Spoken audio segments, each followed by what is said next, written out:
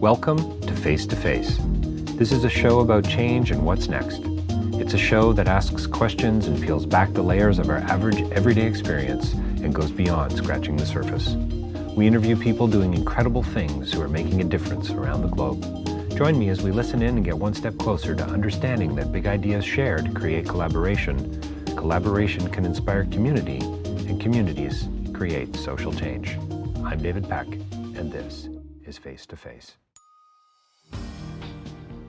So my next interview is with Sam Soko, and we talk about his new film, Softie, and it is a real, I was going to say it's a real political statement, but it's so much more than that. This is, to say that it's a labor of love is almost a trite statement, but it really is. This is a very personal film for Sam, and I think a very personal film for his country. And you see the passion and the commitment that comes through not only in the film, and it's a brilliant film, and you need to see it. It's winning awards.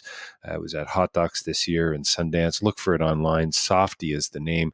But ultimately, we talk about hope. We talk about dreams and aspirations, and we talk about that, carrying that burden and that weight around with you. It took Sam 7 years to make this film. It's about photojournalism. It's about corruption. It's about the failure of systems across the board, and about very it was prescient. It's about police brutality. It's about recognizing systemic racism and where it is, and then educating and stepping into it in an intentional way to say things can be different. And, Sam will say that you can't empty a dirty river.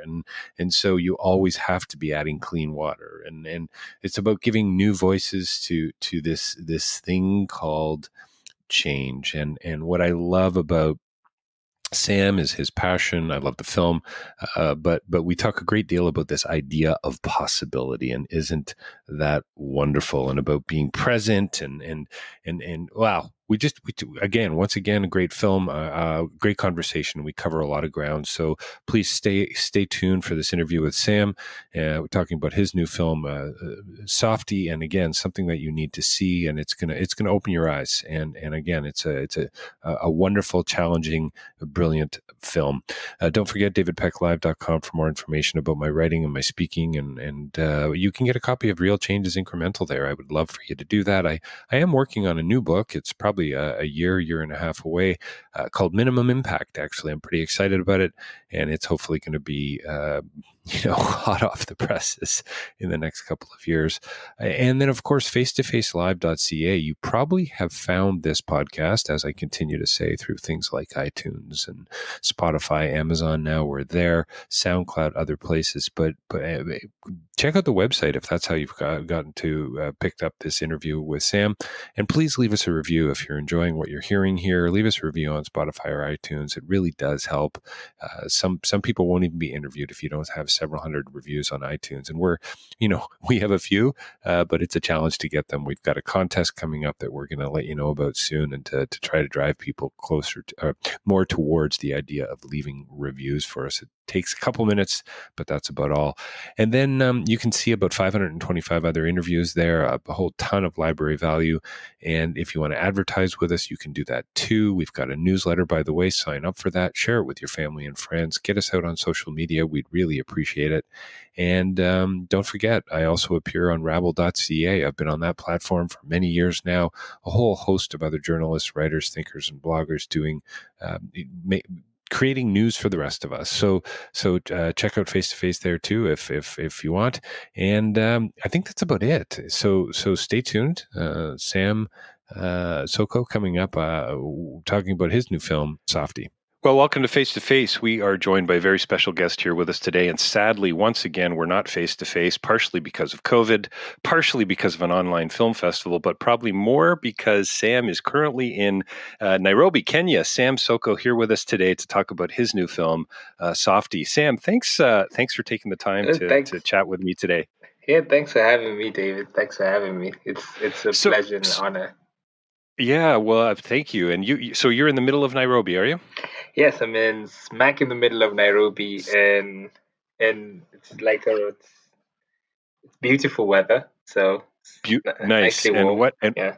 And what's the tone like there right now, politically and COVID wise? How are people managing? COVID kind of settled things down a bit, with Yes. everybody just being at home and everything. But one thing that hasn't been touched by COVID is politics. Mm. Politics is still hot and running. Which is exactly what Softie is all about, and it's so Exactly. layered.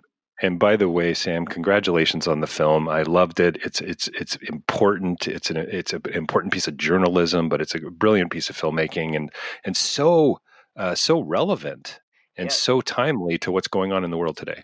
exactly. Very, very true. It's a labor of love, labor of passion, told because of the love we have for our country and love we have for our families. So that's really interesting. So a love we have for our country and our families. So we're introduced to this photojournalist, this activist, politician. Can I call him a go-getter? Boniface, who says, and there's this wonderful conversation that you film between him and his wife in the car, where they're talking about family and country and God and children, Mhm. and they're sort of kind of trying to order what's most Yeah. important. What, how do you number those things for you? Is it family, country, and is that kind of a conversation that everyone's having in Kenya at one time or another? It's I think it's a fundamental question that you kind of grow up with either way without um probably sometimes it's kind of in your face in the case of like with Mm, Boniface and Njeri, or sometimes it's very subliminal, like it kind of crawls up on you that you're like, oh, I really believe in this issue, or I really believe in this thing, but am I really ready to, what am I ready to do about it, what am I going to do about it? um and I think for me, it's still, and I think you could kind of what the film is also kind of my own contradiction in mm, that space, because I honestly, truly believe and passionately um, draw a lot from Boniface and what he does and how he does it and the length he's willing to go to do it. But I genuinely sympathize and empathize and are in awe of his wife and his family, what they have to go through with as a consequence. So it's that contradiction of, is it worth it, more or less. So in my case is I think the world right now really suffers when people stay silent, when people mm, don't want to to do something about what they believe in, and especially what's happening right now, with the protests in the U.S. and everything that's just going on. It's we are where we are right now because of, we stand on the backs of very many people who've right. who stood up and said something. So I think I'm in kind of like, I'm on country, but then depending on the day, I'm on family. Mm. So Yeah, I it's think that's fair, it's a right? I mean, constant even contradiction. It doesn't really it's a change. constant. It doesn't really change, and I think well, isn't that what passion and to some degree commitment and intention is really all about, right? I mean, I love Exactly. that scene. I love that scene too, by the way, where oh, for heaven's sakes, I can't remember her name right now, but his campaign manager Khadija. is talking about how that's right, how he's just so distracted, and I got to take his phone away, and you got Exactly. right, because he's and that is a man or a woman of passion Hmm. is they've got a lot going on. I mean, that's an Exactly. understatement, right? Yeah, and that's you have so much going on in your life. You have so much that you want to do. There's so much you want to achieve. There's so much you want for your children. There's so much you want for the people you love. But then there's so many inhibitions that exist, Mm, particularly well, in our case is political, and those inhibitions are we can't just stand by and not do something about it. But it's such the burden and weight in which Right. that sacrifice carries is big. It's really big. So, Sam, so you say you share a little bit of that with Boniface, and I feel like I share a little bit of that as well. Mm-hmm. And there are many other people around the world who, well, especially right now in the U.S., but in many, many countries around the Yeah, world, who are standing up, who are pushing back. exactly.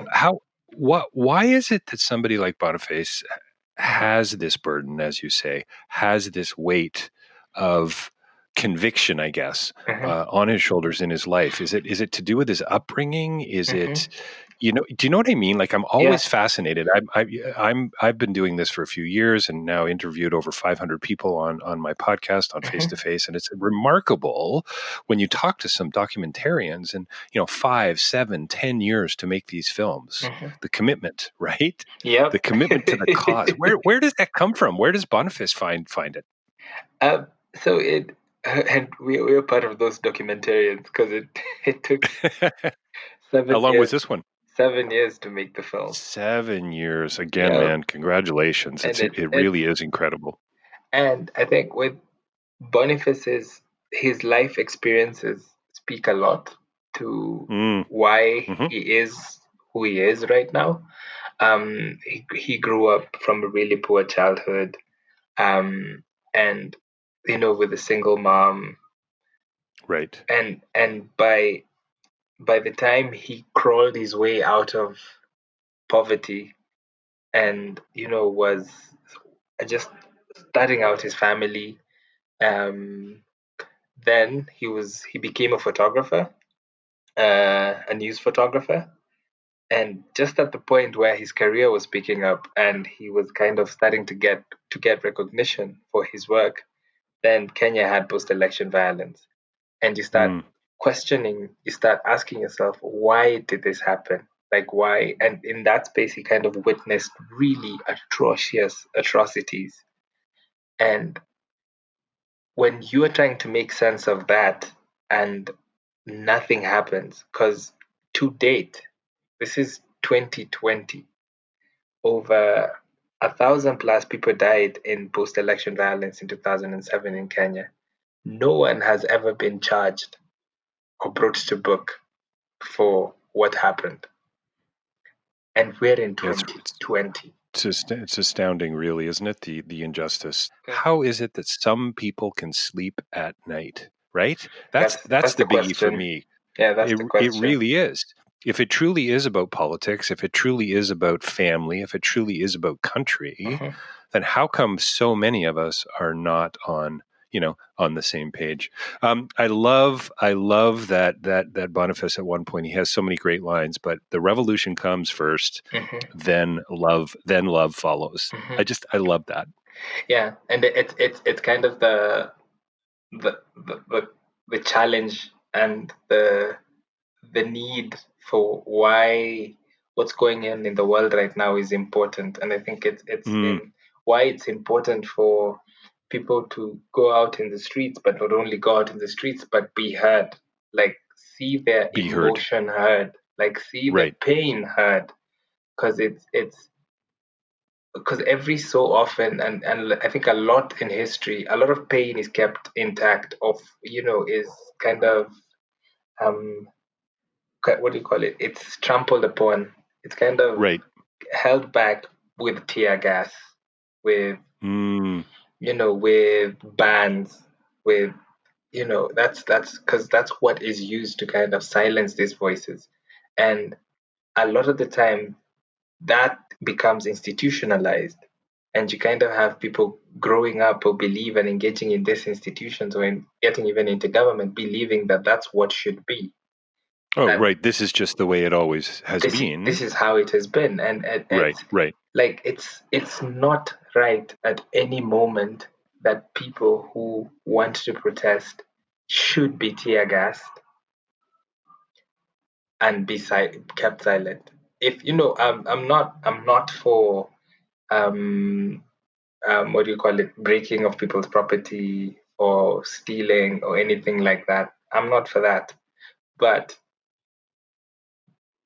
if I believe the police should walk with these people.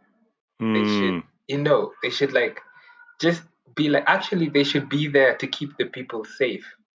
Which is what at one point near the end of the film doesn't Boniface actually sort of challenge one of the police Exactly, officers and exactly. says you should walk alongside of us, you should be Yes, protecting me, you right? should be protecting me. Like whatever I'm saying right now is not popular. There's a reason why I'm here to say Right. these Nice. things. Yeah. Like, it's not like I was chilling in my house, and it's not like I didn't. It's not like I didn't want to go to work. It's not like Right. there are Right. things I could be doing right now, but I have to be here because what is going on isn't right. Sam, I had the pleasure and the opportunity at a fairly young age to get to Kenya, and it was a remarkable trip. And honestly, to say Wow. that it, turned my world upside down is an understatement. Honestly, there isn't a week that goes by that I don't think about my 4-week trip to Kenya and Nairobi and, Whoa. and this little town called Eldoret, which I'm sure is not such a little Yeah. town anymore. Eldoret is huge right now. And there had been some political violence, and so 8 Yep. or 9 people had been killed. And I remember my mother not being so keen on me going on this trip. But anyway, we ended up there, and one of the two things many things I remember. The Great Rift Valley, of course, standing on that was just Hmm. remarkable, Totally mind-boggling, beautiful. breathtaking. The 3-hour trip that was really about 11 hours to get from Nairobi to Eldoret. I remember that quite well. We got a flat tire, the whole works. But I remember two other things. I remember a bumper sticker that said "God hates bribery." Hmm. And I remember a young boy coming basically up to the bus we were on with an AK-47 wanting to see ID. And that's something that I had never experienced before. And that is a thread throughout your whole film. This notion of, bribery and injustice and turmoil. And there's a scene with a woman and she says something to the effect, so what, we're to Boniface, so we're supposed to vote for you for free? Hmm. And I wondered how deep does that bribery go, and that sense of almost, is it entitlement? I don't even know if it's entitlement, but just to call back to your comment about, Hmm. this is just the way things always are and they're never Yeah. going to change. It's the thing with corruption, and then in your example, with bribery, is it's one of those things that have been entrenched because of a failure of systems and a failure Mm, of government, in the sense of that you we pay taxes, and tax wise Kenyans are really highly taxed, and people mm, actually do pay taxes, but they don't see the return of those right, taxes. So it's not like, we have, say, a public transportation system that works. It's not like we have a public school system that works. It's not like we have a public health system that works. It's like there's so many things. Teachers are underpaid, doctors are underpaid, like everything is just, we're basically trying to make it through every single day. Now, if when that happens and you have such a failure, where at the same time you have members of parliament and politicians and people who work in government earning almost 1,000 times what the minimum wage is, right, it's ridiculous. So by the time someone is caught or someone is in a space where they can't wiggle through, they turn to bribes. So if a police isn't paid enough, what do? They're like, instead of me taking you to court, just give me the $1, $2, $10, and if you want a license or certificate or something like that, how about just give me this amount of money, and then we'll make it through. And so, by with the failure of systems, which now in an electoral system, and now when it comes to voting, you find that an MP, someone who's running for to be a member of parliament, you only see them once when mm, when they're right, taking right. their votes. That comes up in the film a couple of times, doesn't Yeah, it? you only Somebody see says something them about, exactly the day they come to ask for your vote. That's when you that's see them, right. And then you never see them and again. then you So never if see them that's the again. case, you better get your T-shirt and You you get better get paid. exactly. So like when you meet this guy or this lady, the conversation is very simple. It's like, okay, here's the gig. I might never see you again. So, Mm. what are you gonna pay me? So we're through. Like, even if you screw me, I'm fine. I'm like, Right, at least because I got that's right. I got my payment. Yeah, isn't that so deeply cynical? it's And yet sickening. you go, it's really practical, It's right? very, it's very, it's highly, like, it's highly sickening on so many levels. But it's one of those things that, yes, have become practical over time, that Mm. we're like, it's normal. What do you mean you don't? So when you have a candidate like Boniface who comes out and is like, in fact, I don't want you to pay me. I don't want you to pay you. I want you to donate to my campaign. They're like, what's wrong with you? Right. You must be crazy. Exactly. Yeah. You're like, Yeah. there's many instances where we film people who are like, dude, just stop wasting your time, because go get money from wherever you're getting it, and then come Mm. back. And the thing is, the cyclic part of that story is, Mm. that's what Sure. enables politicians to go steal. So because they steal, and they use part of that money to fund their campaigns. So it's kind of like, you think you're actually getting something from them, but they're actually getting something from you and Right. giving it, and not giving it to you in the amount that they took it. Sam, do you think that, and I'd love to talk more too about the tribalism and colonialism and so on, and the connections, because I think we're seeing evidence of that, that systemic dysfunction and failure in the West and U.S. right now. Certainly, evidences of it in Canada, absolutely, and even yesterday we had a politician who said, "Oh, there's no such thing as systemic racism here in Canada." Like, wild, right? A former politician, I should say, but yeah, just really wild. And to think that, I don't know, that you've been that blinded, right? Hmm. You've become that much a part of the system, and I'm so fascinated on so many levels as to how that happens and how it runs so deep, and yet it does. And so I want to say, you're living in the middle of it there in Nairobi. Uh, Surrounded by this political turmoil for so many years. Is it about impunity? Is it about putting these men and women on trial Hmm. and ultimately bringing them to justice? Is that what's going to bring the more systemic kind of higher level change? Or, I mean, that makes it sound really simple. It's not. Hmm. I know that, but I just would love to hear if you have ideas around what is going to make this shift, this change. I think the first thing that has to happen for such a shift to take, like, such a change and transformation to happen, is a realization that, one, all this didn't happen in one day. Right. Like, none of Yeah. these things took, even when the British in this case came to Kenya and colonized what whatever part of Africa this is, they named it. It didn't, sorry about that. It didn't take, That's okay. Are you making a cup of tea, Sam? Is that what you're up I to? don't know, there's someone who is next to me who has, but It's I was okay. saying, No problem. it didn't take 1 year or 2 years. It took them a couple of decades Right. to to institute all the things that they were doing. So for us to deconstruct it and break it, it would take a year or 2 years, because everything that is colonial, or all those things, are entrenched in all aspects of our lives, from something as basic as fashion to something as Mm, fundamental as education. mm, They're all ingrained in these things. So when that politician says there's nothing like systemic racism, his his ignorance stems from the fact that, for him, systemic racism is something that he has to see on the news and be like, that is systemic racism. But right. it's not like, from asking him things like, where do you shop? Why do you shop in these places? Why do you think these places exist? So it's for us to break that down. One, there has to be a realization of its existence.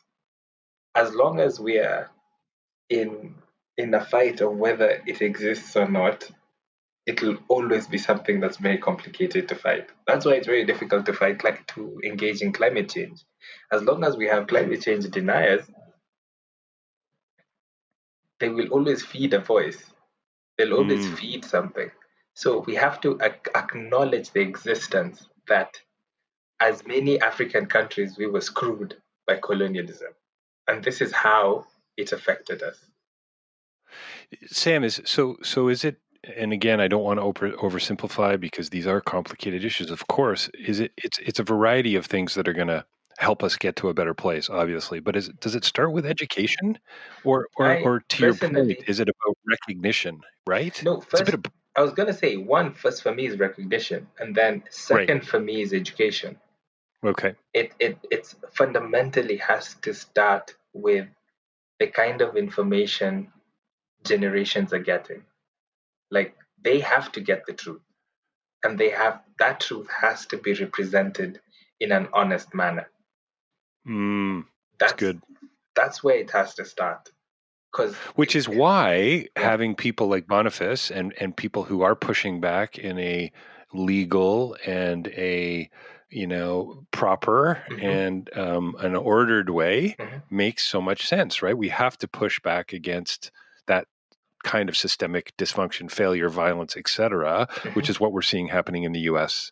yeah, currently, no, exactly, and many other places too. But exactly. it's definitely in the news. There's a saying here that says speaks to something like you cannot empty you cannot empty a dirty river. Sorry, say that again. You can't You what? cannot empty a dirty river. You Ah, cannot yes. you cannot decide today this is how I'm going to remove all the water from this river and then that sort of thing. What you can do, the way you cleanse that river is by constantly trying to add clean water until Mm. eventually the dirt will dissipate and it will eventually become a clean river. So if we start to we are very clear in our education systems and we try the best in our ability to offer equal education, proper education, education that has truths of our history and our present, and then move to breaking down systemic issues and laws that exist, becoming, identifying things like, what discrimination is, how is it manifested, things like equal pay, things like there's like stuff that we can institutionalize that will kind of enforce and help to encourage this transformation. Because if we don't if we are not aware and cognizant of that and then start making steps in spaces like education, in the legal frameworks and all that, then we will continue to kind of spiral in the same cycle. But in a Kenyan Mm. space, particularly, most of our politics is run by same, I don't know, just a lot of corrupt politicians. There are very many corrupt politicians. We Mm. have families that have been in that space who are very long time. So how Right. how how we change that is giving new voices a chance, having Mm. having like what do you call it, campaign finance laws, for example, Right. Right. things that regulate the amount of money and where that money comes from and how that money is the money that's in politics. Regulating how much people are paid, because it's ludicrous that you would have a high school teacher and the equivalent of like 250 $300 a month, while a member of parliament earns 12 $13,000 a month. It doesn't Wow. make Yeah. sense. That's just insane. That's Exactly. just that's That's an astounding gap. Like, wow. exactly. Like it's we cannot live in a society where things like that happen. There's So, those things. how That's is what it has that to change. It really does. I mean, I love that Boniface at one point, and it's when he's talking to his wife. His wife clearly brings him perspective, but he says a wise man changes his mind, but a fool never does. Yeah, Right? yeah, And I just, once again, how do we get to those minds to turn them upside down, as it were? I think of the phrase "a shock of recognition." How do we get people to realize? How do we get people to recognize? And part of it is, I guess, training kids and our children and yes. so on to grow up to But getting believe getting in things. people getting people like Yes, Boniface to run, getting more and getting more right, people like Boniface to run, getting more and more people asking, speaking back to the right. electorate and asking them hard questions as well. Will be like, And what and Sam, is that? Would you say there is a groundswell of people like Boniface in Kenya that are pushing back, that are standing up and I taking the platform? I would tend to think so, but if not, I would love to hope that that's what's happening. That there's that in our next, because we have an election due in like a year and a half or so. Okay. So there's something that happened that really interesting with like Boniface's campaign was the things like fundraising and things like saying this is what these are the questions you're supposed to ask, and you need to be these are the yeah, this is my scorecard, this is how Right. you should grade my performance, this is how you will engage. I think a lot more politicians started to see that there's a hunger for that from the electorate. Mm, Like the electorate are sick and tired of the politician who, in as much as yes, they're taking the bribe or they're doing all that, they are willing to give this other way a chance. right. And I think they put one of the biggest, I think the biggest thing about Boniface's campaign for me that was a success is it made people think differently Mm, and give the possibility of difference. And that's what we need.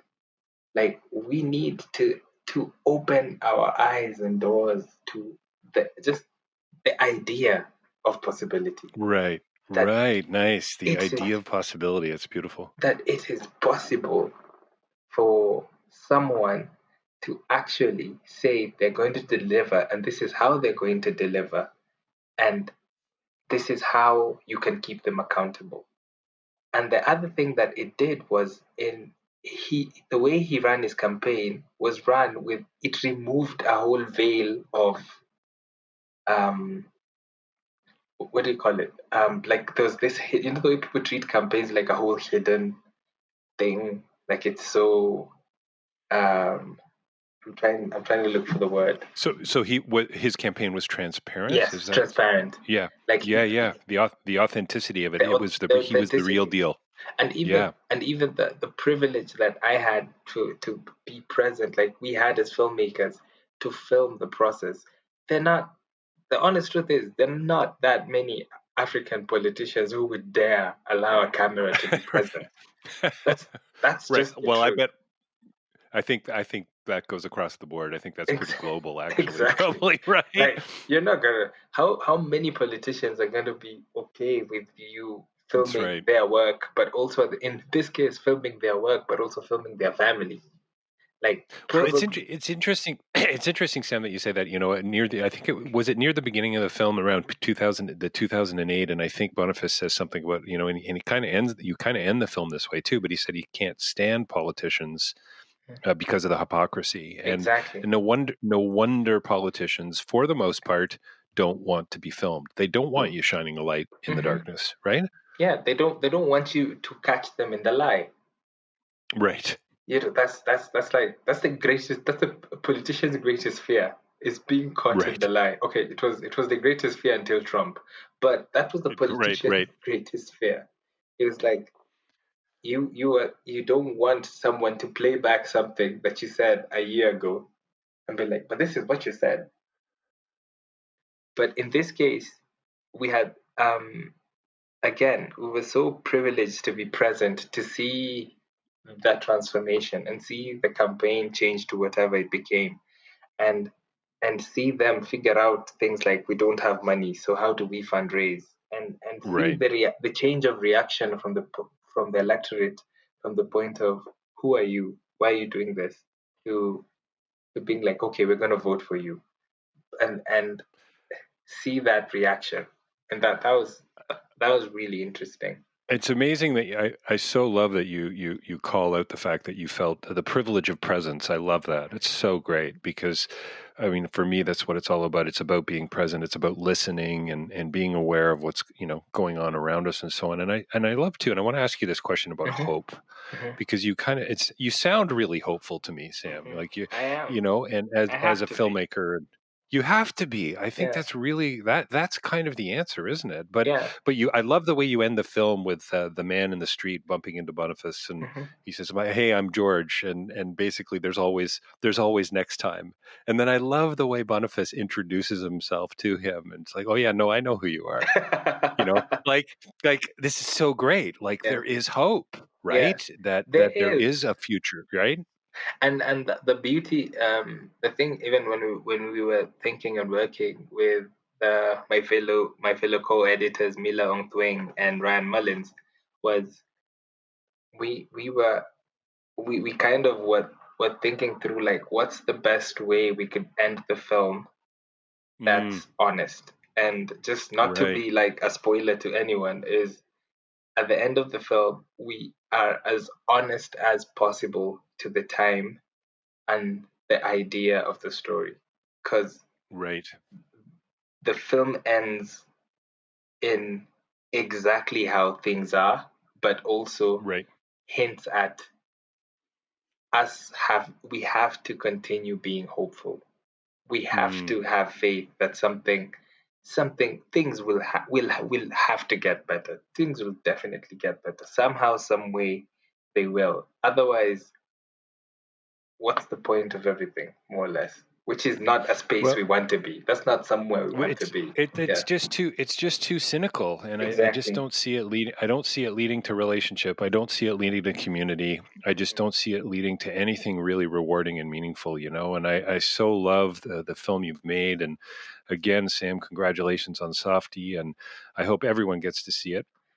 Tell us. Sadly, we're going to have to wrap up the conversation here in a couple of minutes. But tell me a little bit more. So the film premiered at Sundance, and you were actually able to be live and face to face with the crowds, unlike Hot Docs Well, currently, which is happening online.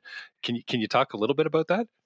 so the film, so like I said, the film is a labor of love for over 7 years. So the film went through our production company in Kenya, LBX Africa. We had like another partner called We Another Machine in Kenya through my co-producer as well, Tony Kamau. So we managed to collaborate with many, many amazing people, including Hot Docs, Doc Society, POV, PBS, Sundance, so many amazing, amazing people. And we collaborated with I Still Film out of Montreal. Mm. And that's where all the post production was done. And I spent quite a bit of time there as well. Oh, neat. So I've experienced true Canadian winter. Woohoo! Nice. Nice. I love Yeah. it. Well, Montreal too. They get pretty serious winters. I lived in They Montreal get for. some sick, and it was such an honor that we were selected to for Sundance 2020, where it's incredible when something is an idea and a thing for so long, and then you have an audience watch it, and actually, we were one of the top people when it came to like the audience awards, and when Oh, in terms of the nice. audience numbers, and then we actually won um, special jury prize for editing. So it's Oh, congrats. yeah, so it was such an incredible experience. It being my first film, especially, and Wow, you have amazing. almost I actually didn't know that. I didn't yeah know it was your first film. yeah, it's my first feature film. So we come with like a lot of, you have no idea basically of what's gonna happen. So Right. we it was an incredible experience just to get to hear from the audiences and listen to them saying things like, "Oh my God, I didn't think." I understand what's happening here is something that I'm experiencing we're experiencing here in the US. And it's crazy that just a couple of months later, um, people seeing like how a protest takes place in Kenya are the same images they're getting from what's happening in the US. Yeah, And I bet there's people in Kenya saying, "Well, it's about time."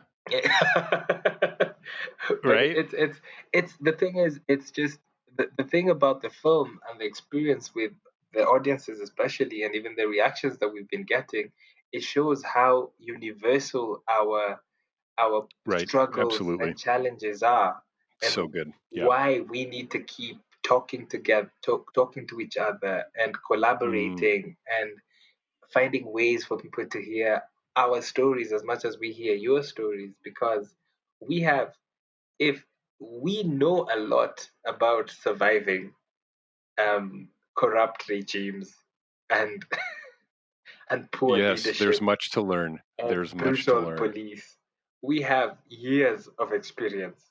So there is so much to learn from our Absolutely. experience.